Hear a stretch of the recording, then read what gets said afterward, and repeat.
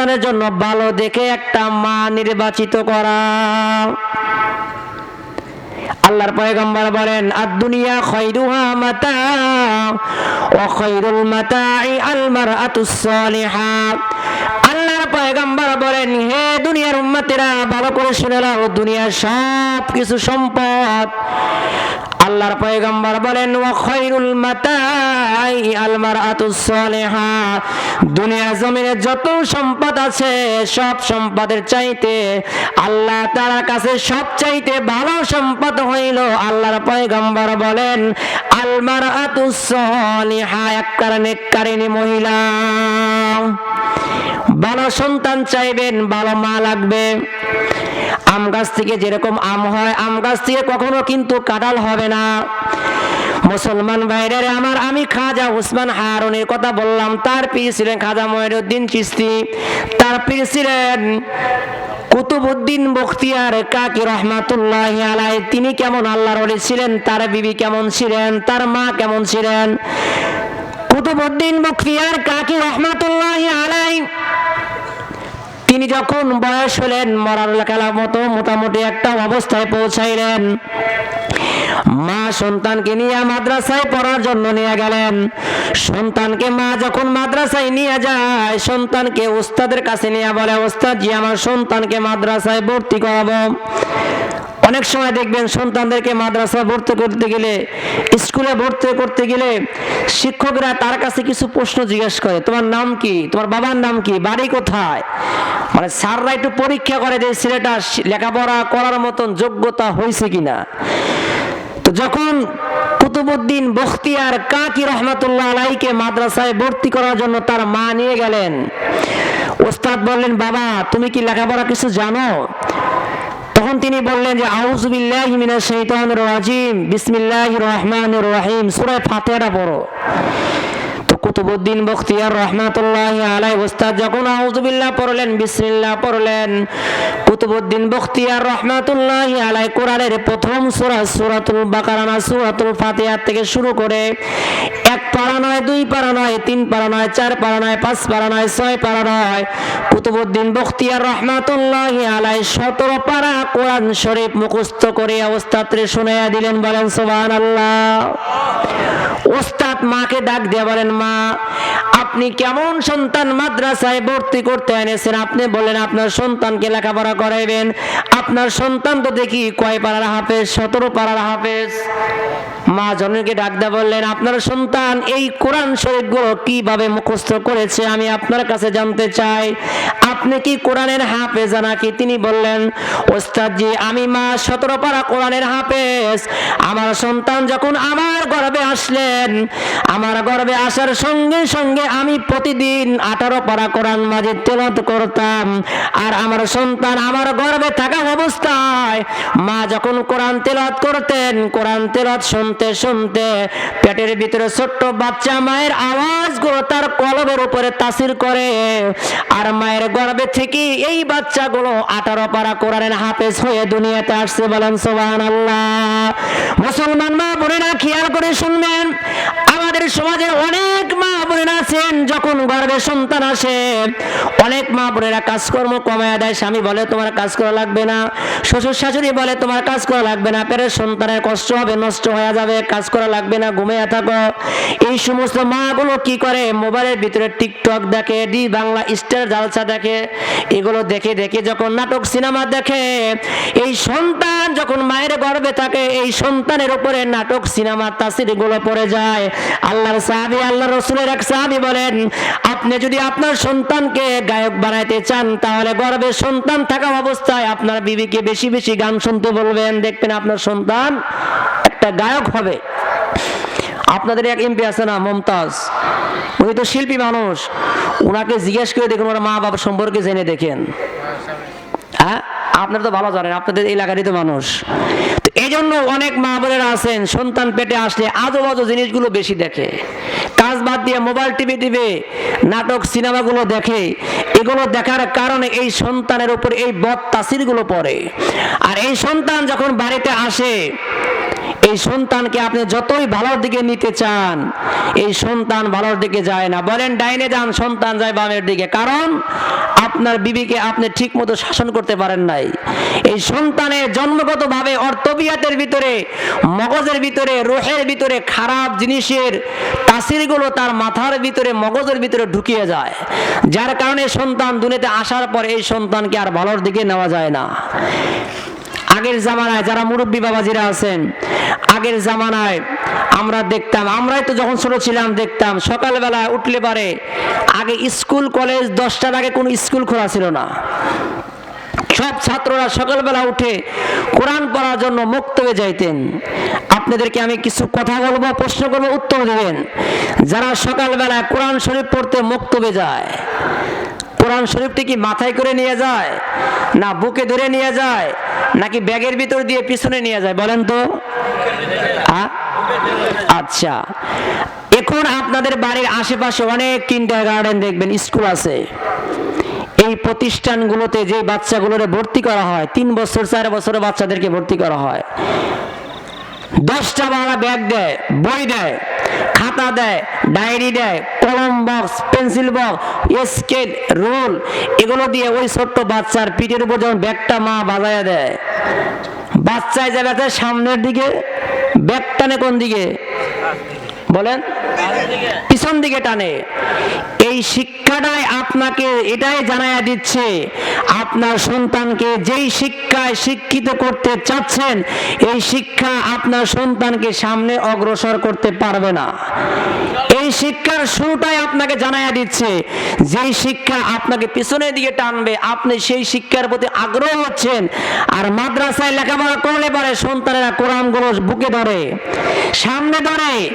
এই শিক্ষা আপনাকে এটাই জানিয়ে দিচ্ছে, এই শিক্ষাগুলো অর্জন করলে আপনার ভবিষ্যৎ সামনে নিয়ে যাবে। আমাদের সন্তানদেরকে আমরা স্কুলে বেশি পড়াইবো নাকি মাদ্রাসায় পড়াইবো? মাদ্রাসায় পড়ালে সন্তান মানুষ হবে নাকি অমানুষ হবে? এই জন্য আমাদের বাপ মাদের 1 নম্বর দায়িত্ব হলো, সন্তান যদি ভালো বানাইতে চান, যুবক ভাইয়েরা, যুবতী বোনেরা ভালো করে শুনে রাখেন, আপনার সন্তানকে যদি আপনি ভালো বানাইতে চান, 1 নম্বর শর্ত, আপনার ভালো একটা স্ত্রীর ব্যবস্থা করতে হবে। বাপের 1 নম্বর দায়িত্ব। আমরা এখানে যারা আছি, কয়জন বলতে পারবো যে আমি দিনদার মহিলার বিবাহ করেছি? আপনাদের এলাকায় আল্লাহ রাসূল বলেছেন, তুনকিহুল মারআতু লিআরবাঈন। আল্লাহর পয়গম্বর বলেন, বুখারী শরীফের 5090 নম্বর হাদিস, আল্লাহর পয়গম্বর বলেন, তুনকিহুল মারআতু লিআরবাঈন। আল্লাহর পয়গম্বর বলেন, 4টা বিষয় দেখে তোমরা বিবাহ করবা। কয়টা বিষয়? আল্লাহর পয়গম্বর বলেন, লিমালিহা, মাল দৌলত দেখে বিবাহ করবা। ওয়ালি জামালিহা, সৌন্দর্য দেখে বিবাহ করবা। ওয়ালি হাসাবিহা, নসব দেখে, বংশ দেখে বিবাহ করবা। ওয়ালি দীনিহা, দিনদারিত্ব দেখে বিবাহ করবা। 1 নম্বর মাল, 2 নম্বর সৌন্দর্য, 3 নম্বর বংশ, 4 নম্বর দিনদারিত্ব দেখে। আল্লাহর পয়গম্বর হাদিসের লাস্টে বলেন, ফাজফার বিযাতিদ্দিন। এই 4টা গুণের ভিতরে তোমরা সর্বদাই দিনদারিত্বকে তোমরা প্রাধান্য দিবা।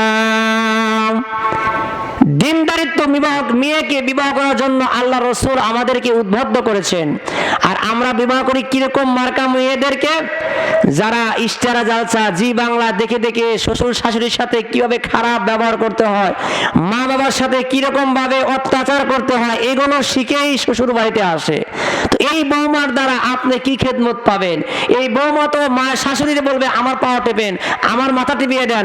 ওনার কিন্তু শরীর অসুস্থ না, শরীরের অসুস্থর ভান ধরে বলবে আমার ভালো লাগছে না, মা আজকের রান্নাটা আপনাই করেন। আমরা এইগুলো খেয়াল করব। দিনদারিত্ব দেখে বিবাহ করাইবেন, ছেলে সন্তানদেরকে বিবাহ করাইবেন। শুধু সুন্দর চেহারা দেখলেন, মুরব্বীরা কিন্তু বলতেন নদীর পানি গোলা ভালো জাতের মেয়ে কালো ভালো। আমরা শুধু চেহারা সুন্দর এটা দেখি, এই সৌন্দর্যের দাম আল্লাহর দরবারে নাই। আল্লাহ রাসূল বলেন, লা ইয়ানজুরু ইলা সুওয়ারিকুম ওয়া আমওয়ালিকুম ওয়ালাকিন ইয়ানজুরু ইলা কুলুবিকুম ওয়া আমালিকুম। আল্লাহর পয়গম্বর বলেন, আল্লাহ তাআলা তোমার আমার এই বাহ্যিক সুরাত চেহারা এগুলো দেখবে না, ওয়ালাকিন ইয়ানজুরু ইলা কুলুবিকুম ওয়া আমালিকুম। আল্লাহ তাআলা দেখবেন তোমার আমার আমল কার কত ভালো। এই জন্য এক নম্বর দায়িত্ব আমাদের কি, যারা বিবাহ করেন নাই, যারা বিবাহ করবেন যুবক ভাইরা, এক নম্বর শর্ত হচ্ছে দিনদারির মেয়ে দেখে বিবাহ করবেন। কি মেয়ে দেখে? দুই নম্বর পিতামাতার দায়িত্ব। বাচ্চা যখন দুনিয়াতে আসবে, একটা প্রশ্ন করে আপনাদেরকে উত্তর দিবেন। মায়ের গর্ভে থেকে যখন বাচ্চা দুনিয়ার জমিনে আসে, আসার সঙ্গে সঙ্গে কিন্তু বাচ্চারা হাও মাও করে কান্দে, কান্দে না? বলেন তো দেখি, বাচ্চারা কান্দে কেন? বাচ্চারা কি মা মারে, নানি মারছে, দাদি চিমটি দিছে? এই ছোট বাচ্চা মায়ের গর্ভে থেকে আসার সঙ্গে সঙ্গে কেন কাঁদে? কেউ বলতে পারবেন?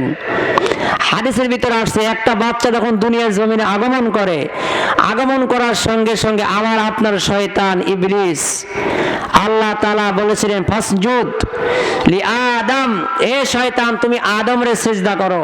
তখন তিনি কি বলেছিলেন? তিনি না অস্বীকার করেছিলেন, আমি সিজদা আদমকে করব না। আল্লাহ তাআলা বলেন, মা মানাআকা আল্লাহ তাসজুদা, তোমারে কোন বস্তু তোমাকে আদমকে সিজদা দিতে তোমাকে নিষেধ করেছিলেন?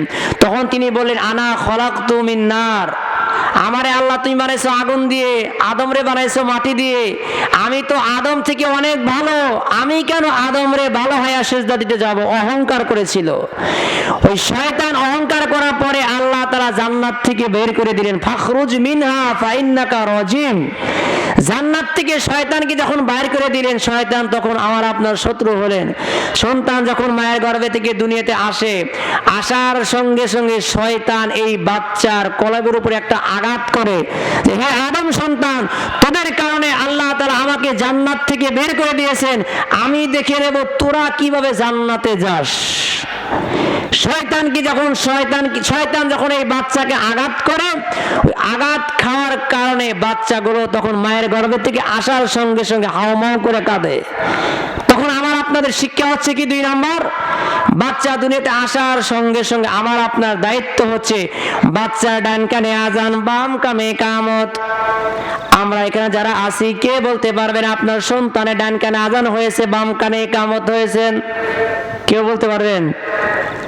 দায়িত্ব তো ছিল আপনার আমার, এই দায়িত্বগুলো আমরা পালন করি না, যার কারণে সন্তানেরা আমাদের দায়িত্ব পালন করে না। তিন নম্বর দায়িত্ব, আল্লাহর পয়গম্বর বলেন, সন্তান যখন দুনিয়াতে আসবে আকিকা করতে হয়। আকিকার দ্বারাই আল্লাহ তাআলা ওই বাচ্চার উপর থেকে বালা মুসিবতগুলো দূর করিয়ে দেয়। 4 নম্বর আল্লাহর পয়গম্বর বলেন, সুন্দর দেখে একটা নাম রাখতে হবে। কি দেখে নাম রাখতে হবে? আল্লাহ তাআলা বলেন, ইদাউনা ইলা ইয়াউমাল কিয়ামা বিআসমাইহিম ওয়া আসমাই আবাইকুম ফাআহসিনু আসমাআকুম। আল্লাহর পয়গম্বর বলেন, কাল কিয়ামতের ময়দানে আল্লাহ তাআলা প্রত্যেক মানুষকে নাম ধরে ধরে ডাকবে, হে অমুকের ছেলে অমুক, আমার দরবারে এসে হাজির হয়ে যাও। ফাআহসিনু আসমাআকুম, তোমাদের সন্তানদের নামগুলো কোরআন হাদিস দেখে সুন্দর সুন্দর নাম রাখবা। আর আমাদের সন্তানদের নাম রাখি কি? সাকিব খান, ডিপজল, কি মিথ্যা কথা বলছি? নাট, বল্টু, স্ক্রু, এইগুলো ছেলে সন্তানের নাম রাখে। ছেলে সন্তানের নাম রাখতে হবে। আল্লাহর পয়গম্বর বলেছেন, আহাব্বুল আসমাই ইলাল্লাহ আব্দুল্লাহ ওয়াল আব্দুর রহমান। আল্লাহর পয়গম্বর বলেন, আল্লাহর কাছে সবচাইতে পছন্দিদা নাম হচ্ছেন আব্দুল্লাহ, আব্দুর রহমান।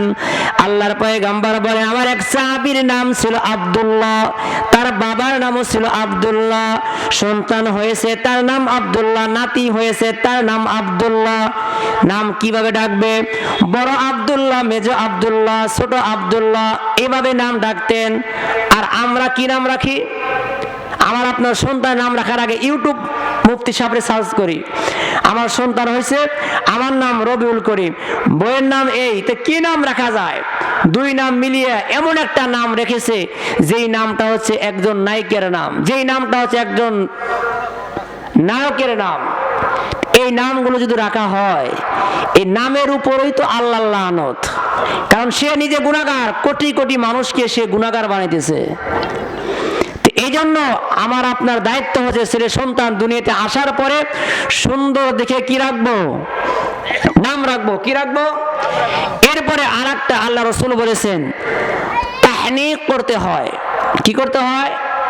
তাহনিক শব্দটা হচ্ছে বাচ্চা যখন মায়ের গর্ভে থেকে আসে, এই দায়িত্বগুলো কিন্তু পিতামাতার। কার দায়িত্ব বলতেছি? এই দায়িত্বগুলো পিতামাতার। এরপরে সন্তানদের দায়িত্ব বলবো। পিতামাতার দায়িত্ব হচ্ছে তাহনিক করা। সন্তান যখন দুনিয়াতে আসে, আসার পরে সন্তানের মুখের ভিতরে মিষ্টি দ্রব্য জিনিস দিয়ে তার মুখের ভিতরে দেওয়া। আমরা কি এগুলো দেই? আল্লাহর পয়গম্বরের সাহাবী খলিফাতুল মুসলিমিন ওমর এর জামানায়, এই জামানার ভিতরে খলিফাতুল মুসলিমিন ওমর হাসান বসরি একজন বড় আল্লাহর ওলি ছিলেন। কি ছিলেন? হাসান বসরি রাহমাতুল্লাহি আলাইহির যখন একটা সন্তান হয়, হাসান বসরি রাহমাতুল্লাহি আলাইহির বাবা যখন খলিফাতুল মুসলিমিন ওমরের সামনে এসে বললেন, খলিফাতুল মুসলিমিন ওমর, আমার সন্তান হয়েছে।